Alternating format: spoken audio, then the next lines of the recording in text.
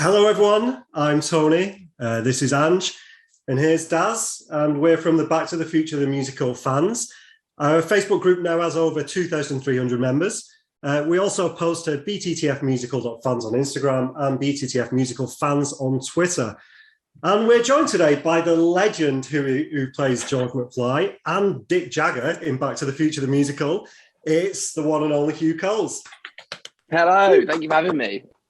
Thank you for joining us. Yeah, thanks for chatting with us while you're taking a few days off. No worries. Have you been up to anything good? Using your time well? I've been doing absolutely nothing because the show's so exhausting. I had this holiday booked in for a while, and so I'm out in the countryside doing nothing apart from eating cheese and drinking wine, and that is it. Perfect. Sounds good. Perfect, great. Sounds good. So we wanted to take it back to the early stages of the show. We know you're involved with the original workshop and stuff like that, and it's been like years in the making. How was it for you, like obviously auditioning and things like that, and then obviously working with great minds like Bob Gales, Bob Zemeckis, Glenn Ballard and Alan Silvestri? Well, it was different from me because I've never done a musical in my life. I got kicked out of the musical at school. I got asked to leave the musical concert at drama school. And I never thought I'd be doing a musical ever. And so my agent called me up and said, do you want to do Back to the Future, the musical? Go and audition for it to play George McFly. And I was like, okay, we'll give it a go. I'll sing Happy Birthday or something. And so I went in and for some reason, they gave me the job. And be going into that workshop for the first day, I just remember being around the table with Roger and Rosie and Ollie. And I'd seen the film maybe 3 times at this point, and I knew I had to play George McFly, obviously, at least for just the workshop. And I loved the character and I loved the film, obviously. But it was the performances that they were giving already at that point, you know, hearing Cedric sing Gotta Start Somewhere, which I don't think has changed since he first sung it, because we were all just sort of like, oh my God, that's perfect. It's unbelievable, you know, and his voice is incredible. Being in that sort of room and hearing talents that I'd not been around before, you know, I didn't know people could sing like this, could move like this, could dance like this, and I thought, oh, I've got to be a part of this. This is incredible, you know. And then we sort of built it and built it and built it. And people like Rosie, who is one of my best friends now, just took me under her wing because she's done the West End before. She's done Shrek, School of Rock, you name it, you know, worked with the really useful group, Andrew Lloyd Webber.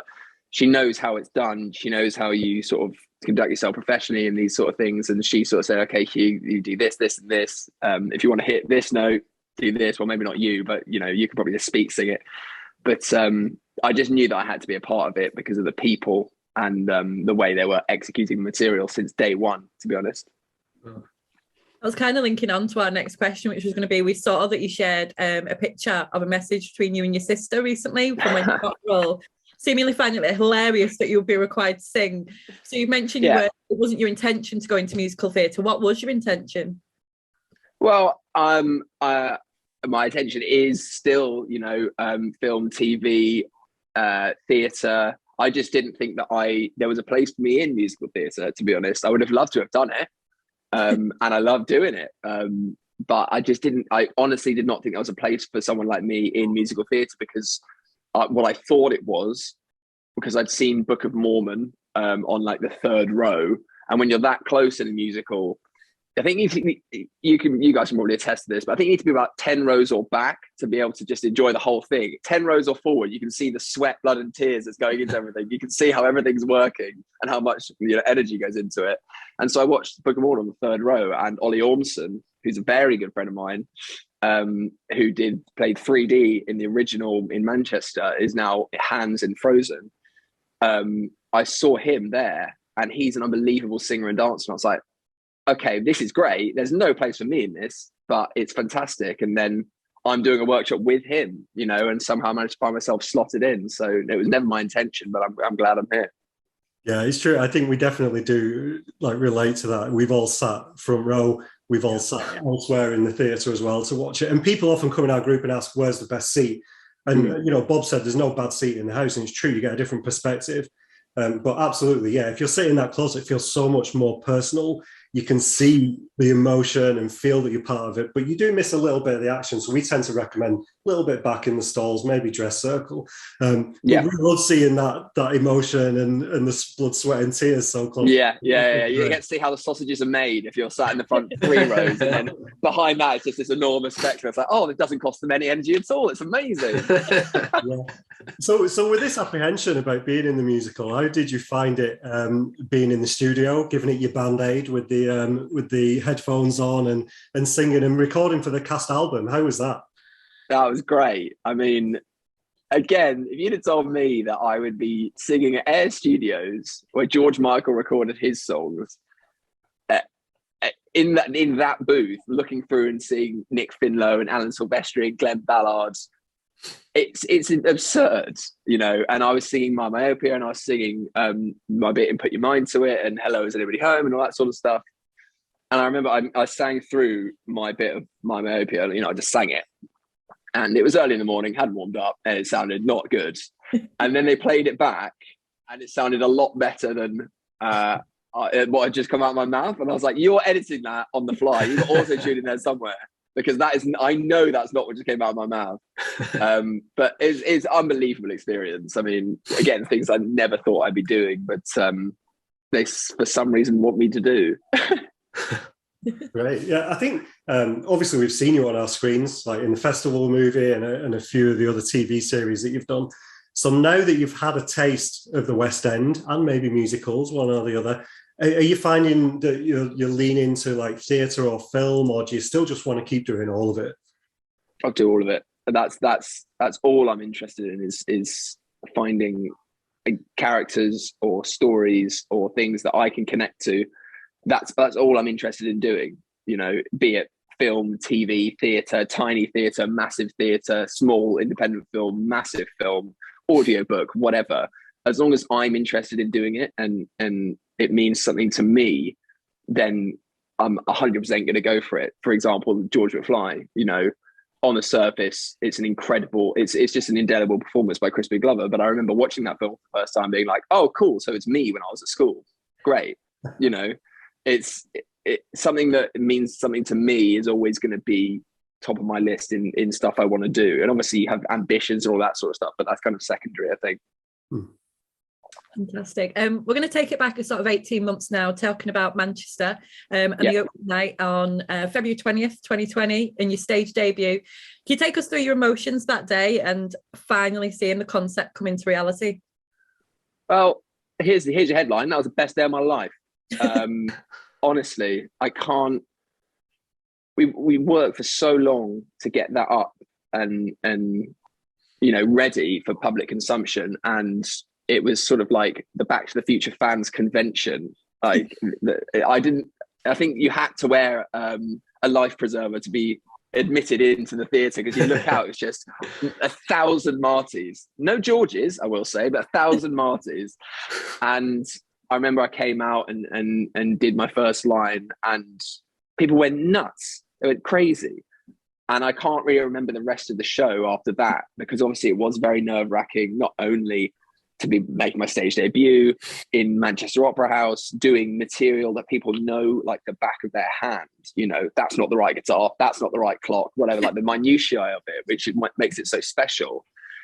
To be able to come out and do that and do what your sort of impression of what this is, what this story is, what it means to you, and have people welcome it with open arms. It was just crazy. It was like being in like I don't know, like, so I did that first line, people went mad. And then I remember in my head just thinking, right, great, here we go. Here comes the rest of it. And, you know, we did the whole thing. And all I remember, because at the end of that show, we had a bit, we tinkered with the very end after the very cool thing happens, which if you've seen the show, you'll know what I'm talking about. Which I won't ruin. But we used to stand on stage and dun, dun, dun, dun, dun, blackout. We used to be on stage, and the only night ever I was downstage center with George's stupid silver aviators was that night. And I remember it happened. It's only a matter of time. Dum, dum, ba-da-dum, blackout. And because the stage blacked out, I don't know, maybe a microsecond before the audience blacked out, all I saw as I ripped my glasses off were however many people can fit into Manchester Opera House launch to their feet. And that will never, ever leave me. Like, because I think I was looking at the back, top of the nosebleeds, and they were straight up. Yeah. And it wasn't press night. It wasn't that thing where it was like, oh, we're going to stand to try and convince the reviewers it was the best thing ever. You know, it was people standing because they wanted to stand and they thought it was fantastic. And that will never leave me. I went back to my dressing room after that and cried because I couldn't believe, you know, when you're as an actor, you get a lot of kicks in the face. I'd probably put it as. And a couple of years before that, there were quite a few kicks in the face, and to get to that point was incredibly special. Yeah, absolutely. I've got goosebumps you just talking about it because we were such a good night, blown away. Yeah, I think we hear this from the fans as well, though, that they're also quite anxious about going watching it, but it's quite an emotional thing seeing this live on stage and feeling the characters, and I think we all feel that. And those standing ovations are like really heartfelt. People just want more. They're standing up. They're so pleased with the way it's turned out. Yeah, it does give me the chills talking about it. It's like you said, Hugh, as soon as you deliver that first line, and everyone is just like, oh my God, like, so good. Yeah. So at Press Night in Manchester, we were there. That's where the three of us met. You had your after party, and you dressed as Crispin Glover from his appearance on the Late Night Lesson. I did. Yeah. How did that go down with people? Did they get the joke? A lot of people didn't get the joke. I'll tell you who did get the joke was Bob Gale. That was who I was most nervous about seeing it. But other people, there were people who were like, why are you dressed like that? What's that? Why are you wearing a wig? From, I think it's Love Your Babes in Manchester, like in the shopping centre. Why are you wearing that? That's where I get my stuff from. Yeah, and I was like, well, you know, Crispin went on and did this unbelievable appearance, which I'm still not sure whether it was, I think it was him trying to promote Ruben and Ed, which is a film that he did later, but then didn't actually come out when he was thought it was going to come out. So it came out 2 years later. So just like he had a mental breakdown and he tried to kick David Letterman in the face. If you haven't seen it, go and watch it. It's the best thing ever televised. But I like stuff like that. I like dressing up as things or like nods to history and all that sort of stuff. And so I dressed up as Crispin on that appearance. And I remember I walked up to Bob Gale in this wig in the multicolored flares, platform shoes and purple shirt. And I went, do you know what I am? And he went, yeah, I know what you are. And he gave me a pat on the back, and then it was all good. But yeah, he found it funny, and it was again a great night. Brilliant. We were saying, I wonder if he'll come in character and like conjure George when we do this interview today, and like right. A lot of people have said that to me as well. There was like for press night in London, they were like, "Oh, what are you going to dress as this time?" I was like, "Well, in the canon of Crispin Glover, that's kind of it. You know, it's George and him, and you can do Mr. World, I guess, or you could do other characters like what's the one when they kill someone down by the lake? Can't remember, but yeah, that's my dressing up as Crispin days are over, I think. So were you aware of how enormous the Back to the Future fan base was before you took on the role? I mean, obviously, like Andrew was mentioning before, on the first night, I think you came out of the stage door and I think you were just bombarded with people going, can I get a picture? Can I get an autograph? Yeah. And it's a pretty big fan base, and I just wanted to know if you were aware of how big it was. I had no idea, but again with and it kind of ties into the way that we made the show. I had no idea how, you know, enormous or beloved the film was. I knew it was a piece of cultural history because it's referenced in every single, you know, anytime anyone mentions time travel, it's like Back to the Future, you know, Marty McFly. But the way that people interact and love the show, it's not, I'm sure there are elements of this, but I haven't encountered them. There's no gatekeeping. There's no, oh no, it has to be this. No, it has to be exactly this. And there's a little bit of that with Marty's shoes for some reason. It has to be those exact Nikes, but it has to be the Bruins, has to be this. But in the way that we made the show as well, we could have gone in there, and Bob Gale, who was in the room, Rob Zemeckis, who came in and saw it numerous times, they could have been like, no. Say George, for example, he didn't do that in the film, so don't do that. And that would have probably killed my interest in it. But they, from the worst workshop, were like, okay, what do you think? And it's down to John Randa, the director, who's unbelievable, that I would go, well, maybe this happens, or maybe that happens. And that entire something about that boy chase happened because of that, because we, in the script, it was just, in the first workshop, it was us running around the room. And then when we got to the 3-week workshop, John sat me and Ollie down, and we were like, how do we make this? What happens? And Ollie says, well, maybe there could be like a locker chase. Great, lockers come in. Maybe there could be a knife throw and George catches one of them. Great. Maybe there, is spaghetti. Maybe I do the splits over the table. Maybe there's maybe. And all the bad ideas we tried, weren't funny. They didn't work, and so we got rid of them. And the funniest idea wins. And you kind of build that on top of the work you're doing already for the show, and it's you get something that is collaborative, and I enjoy doing every night because all my jokes are in it. Do you know what I mean? You have ownership over these things. Yeah, no, that's great. As we know, the Manchester run was cut short due to COVID. During a time where the world had closed, you managed to keep yourself and us entertained. Yeah, with party on the inside. Yeah, and obviously you put a lot of smiles on our faces during some tough times. So we thank you for that. How is it for you having everything on hold, and do you see yourself as like a positive influence on people's morale? I see myself as someone who needs to create stuff relentlessly. There are so many ideas in my head and so many things that I want to do and make, that I love how people interact with my stupid songs and my stuff, but it's obviously designed to make people smile, make people laugh. And the good news is there's a lot more of those in the pipeline. So keep an eye out for those. Yes, can't wait. Looking forward to it. So we are really happy that the show has taken its rightful place in the West End in London after so long, because it meant we can hear all the awesome songs again, which people are clambering for. They just can't wait for this cast album to come out. Personal favourite of mine is Put Your Mind to It, which you'll be glad to know.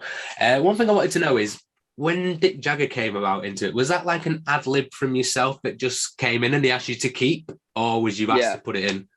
So perfect example of what I was just talking about, that there was a space there. I believe that the leading line is be anything you want to be. In the first workshop, it's like, be anything you want to be, space, space, space, space. And I was like, well, joke in there, surely, ad-lib in there. Like all of George's ad-libs, that everything George does in that song, but wasn't written in. It was just Put Your Mind to It was written as it's sung. I believe how it's released already. Like there's a version of Ollie singing it just on his own at the moment. It was written like that, and it's an unbelievable song. And then old Muggins here comes along and goes, well, maybe George could do this, and this. And we tried it again, and we workshopped it, and we added stuff, and John was really keen that we dance on fences, which we have to do 8 shows a week now, which is impossible. But that was Dick Jagger was maybe option number 8. There were lots of different things tried out in Manchester. I'm not sure if I had Dick Jagger at press night in Manchester yet. I can't remember that. I'd be impressed if anyone does. I remember you saying, I don't want to jag her. I think that was the one in Yes, Manchester. that was the original. Jag her. I don't want to jag her. Yeah. And then my alternate, which I really liked, was be anything you want to be, like a big metal chicken, was I said a lot. I want to be a plane, I said a lot, but then we eventually settled on Dick Jagger, because I was just in my dressing room and I thought of it, and I was like, I'm not going to run this by Bob. I'm just going to try it out. And I went on, I tried it out, and it killed. And that's what it is. That's what's on badges now. Dick Jagger. Get your merchandise now. Brilliant. Oh, brilliant. You've mentioned some of the cast that you're good friends with, best friends with Rosanna, great friends with Ollie. How is it working with such an epic cast? Amazing. And that's the thing that I love about theatre the most, because obviously backstage is like a rabbit warren of little tunnels, and the Adelphi Theatre has been there since the 1800s, I want to say. And it's the history of the place. You see posters up from all the previous productions, you know, spanning right the way back to Did You Bring Your Wife to Camberwell, the 1902 production. I don't know what it was, but my mum lives in Camberwell, so I did a picture of that to her. They've got in like the sort of back corridors the really early stuff where it was just like musical theatre reviews, or like, you know, Jeeves and Wooster and stuff like that. And it's really cool to be a part of the London theatre, which sounds a bit naff, but I absolutely love it, because behind us is the Actors' Church in the middle of Covent Garden, where I believe Noel Coward is buried. And, you know, back in the day, religious actors used to go there, and it was a meeting place. And it's so cool to kind of feel like you're connected to the lamplights, you know, but back in the day, and this history of actors that have come through this place. And that camaraderie where you're substage and you're running through, and someone's halfway changed into a Future Boy outfit, and you're running through because you've just come out of the tree and you're sweating. You're like, oh, how are you? And it's amazing to just be in the trenches, as it were, the trenches of theatre, darling, where, you know, and if something goes wrong, there's nothing better than, or a unique human experience than something going wrong on stage, and you're just come off stage right, and people are laughing, or they're going, oh, did you see this? It's that human interaction which I crave, and this cast is so good at. And particularly with the principals, like I said, Rosie, Cedric, people who've done this, Roger, people have done it a million times, letting me know how to do it, how to be a professional, how to get through 8 shows a week, all the like tips and tricks of like salt gargle or like nose spray or whatever. You've got a bit of a cough coming on, make sure you do this, that, or the other. That's the really cool stuff that I'll carry with me for a long time, as well as, you know, having friends for life. With working with so many people like that, I know obviously everyone's probably different on stage and off stage. What's your favorite moment to perform on stage? Like, what's your favorite scene, if it's possible to answer that? Put your mind to it. Front stage, after the head bobs, when we're doing the dancing, because I don't want to say we're not acting anymore at that point, but whoever it's with, be it me and Ollie, be it me and Will, who is a very, very good friend of mine, be it me and Ryan, I think Ryan's gone on once, it's just me and them. We're just looking at each other, dancing around and having the best time ever. And I think maybe that's why a lot of people like that bit, because they can just see we're having the time of our lives, or at least I am. Yeah. And it's just, particularly with Ollie and Will, who are two of my best mates, being able to be downstage centre at the Adelphi, doing these roles, and the moment where we're just us, you know, George has finally clicked, he's got it, the whole audience are there, they're like, he's finally got it, and we're dancing and celebrating, and then I do that stupid leg thing. It's brilliant. Yeah, and I think there's like an embrace there as well, isn't there? And it's just at the very end, yeah. Again, it's just so genuine, and I think it speaks that you're still acting, but you know, you can just see what the cast is like. I think it's hard to pull that off if you're not close friends with each other and you don't have that relationship. But we something we hear time and time again. We hear a lot of people who've been to the show loads of times, people who've been for the first time. After people see it for the first time, one of the first things they say is, that guy who plays George McFly nailed it. Like he's such a spot on character. From the mannerisms, the voice, the iconic laugh, even that stylish haircut. How did you approach that character? Like, how did you actually do the research, or how did you like analyze it to get to the point where you've basically perfected it, we see in our eyes? Well, I mean, it's an ongoing thing. I mean, I was thinking back to, I saw a video of some of the workshops we did, because we obviously filmed the entire workshops so that you can reference back to it. And Manchester was filmed as well. So when we first came into the London rehearsals, we looked at the video from Manchester, and I was like, oh, that was so long ago. I didn't actually want to watch any of the stuff that I'd done. I didn't want to see it, because I was like, oh well, it's 18 months later. There's been an incredibly traumatic thing that's happened, so it's going to be different. And I'm not sure that really answers the question, but in terms of George, and it's indelible. What Crispin Glover did was absolutely indelible and terrifyingly indelible. When someone says, you have to do that, best of luck, mate. 6 months time in Manchester, best of luck. And obviously there are certain things about George that I wanted to keep. And then I think I kind of describe it as like, you've got the filter of George and then the light behind it. And I wanted to keep the filter and the stuff that was important to me, that people would go, oh yeah, George, oh, I know him, great, but change the light out. So it's not Crispin's, George is mine, and all the things that I've experienced and all the things that I hold to be true, and things that I've learned in life, because I really related to him. That's why I love doing it every night. That's why I get him, because he's just me. When I was younger, it's so difficult talking to people, talking to the girl that you love passionately. I got him on such a cellular level, and he was so important to me the whole way through. I was so invested in his notebook that he has, that notebook that you see every night. I think I've gone through 2 now, and it's so important to me that it's that one, because, and I don't just write anything in there. I've got a drawer in my room which is full of every single thing I've ever written, of all the notebooks, and it turns into it starts off as a really pristine notebook, which is always like a bit of a nervy performance, because I'm always like, oh, it's a new notebook. Oh no, what, because I was comfortable with the old one that kind of looks like a fist now because it's got chocolate milk all over it or whatever.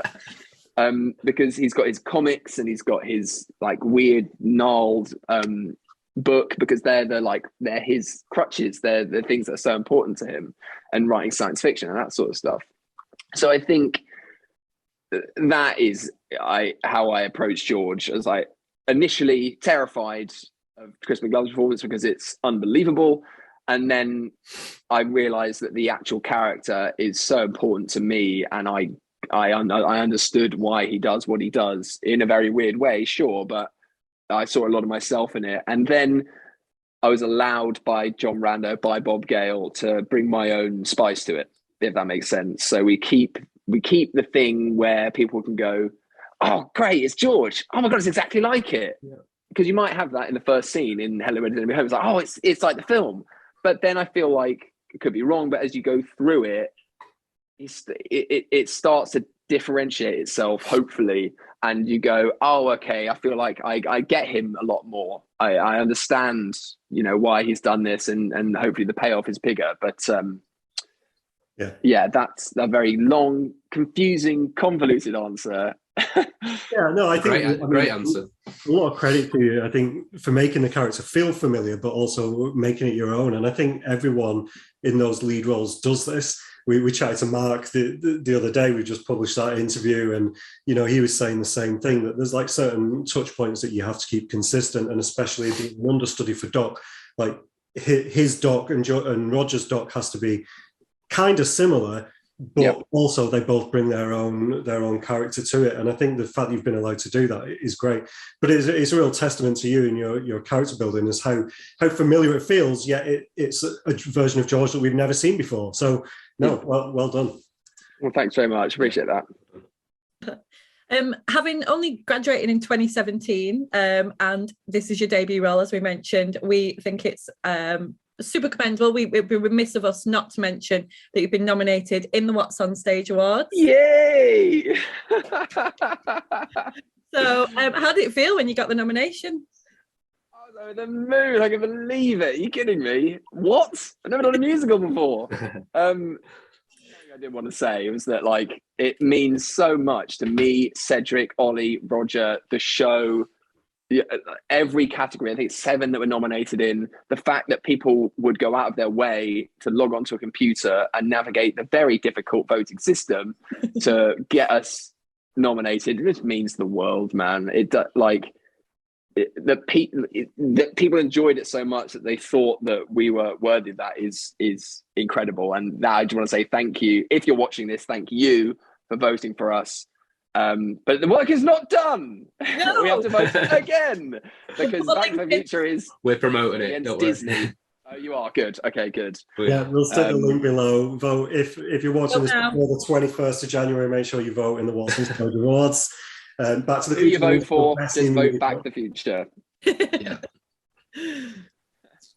Great, right. So we're nearly. I have to say this again. We're nearly out of time. It is an intentional pun. I can't say no pun. Before we do wrap it up, we thought we'd have a bit of fun. As hopefully a bit of fun. Like as a group, we love to learn about your fellow cast members. We hope one day some more of them will come and chat to us. But until then, we thought it'd be fun to ask you some quick-fire questions where you could throw them under the bus. Okay.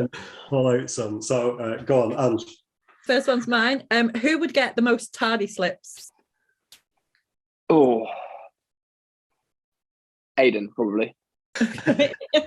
On the contrary, who's the first to arrive? Who's first through the door? Me. Us. Biggest slacker? Oh. Will Haswell. First to crack the choreography?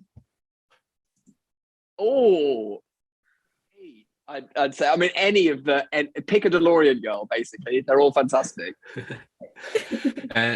Who is too damn loud backstage? Who is too darn loud backstage? No one, actually. No one. Emma Lloyd. Emma Lloyd can be too darn loud backstage. Who has the messiest dressing room? Oh, me. It's not. I'm going to other people's dressing rooms. Like Rosie's dressing room is pristine. It's like it's have good housekeeping, and mine is just like looks like a bomb's hit it. Who is the biggest Back to the Future fan? All of us now. I think we've all got hoverboards and out of time number plates and all of that sort of stuff all over our dressing room. So I think it'd have to be all of us. Who would be the first of the cast members to tell you that you've got a kick me sign stuck on your back? Rosie. And who would have been the person to put it there? Rosie. Before we did this, I said I think you're going to answer Rosie for both those questions because it looked like you like playing pranks on each other. Yeah. Who do you think is most stuck in the 1980s?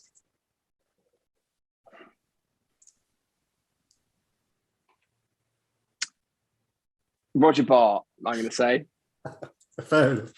And if anyone, who's the most likely to watch this interview? My mum, although she's not in the car. She might be in a cast change. She'll come and play George. But yeah, I think my mum's probably the most likely to watch the interview. Cool. Say hi to your mum for me. I will do. So I think we are coming to the end now. This is a question we ask everyone as pretty much the final question. For anyone who hasn't seen the show yet, why should they book tickets to watch Back to the Future musical at the Adelphi Theatre?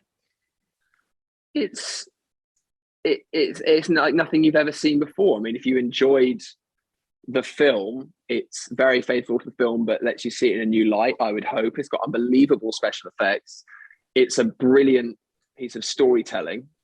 I mean, the original screenplay, I think, is one of the best stories ever written, with things coming back the whole time. And if you've never seen that story, come and see it live with people that are sweating to tell you the story. It's a fantastic mix of music, story, and fun, and for all the family as well. If you are, one of the greatest things I will say, being backstage, we have a monitor where you can see Jim on the monitor, or Steve, whoever's conducting, and you can see about 5 or 6 people behind that in the front row center in the McFly zone, I think it is. And you sometimes see adults who love Back to the Future because they saw it in 1980s, 1990s, whatever, and they really resonated with the characters. and next to them are their kids, and they're both sat in Back to the Future merchandise.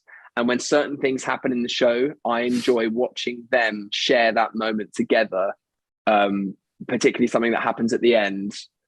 There was a man who looked like a Viking a couple of days ago with his son, and he was sat the entire show like this.